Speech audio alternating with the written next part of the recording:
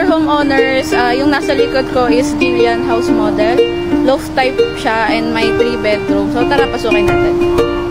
So ang floor area nito is 35 square meter. And then ang lot area naman niya is 84 square meter. So pwede kayo maglagay ng parking dito sa harapan niya. Ito yung buong floor area niya. So high ceiling to, then loft type.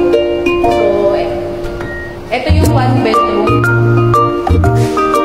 Ayan, ito yung 1 bedroom. Then meron siyang toilet and bath. Ayan.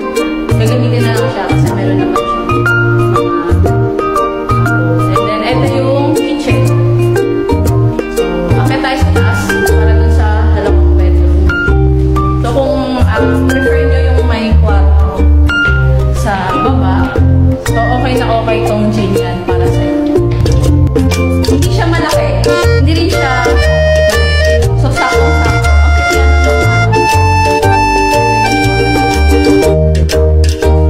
And then ito yung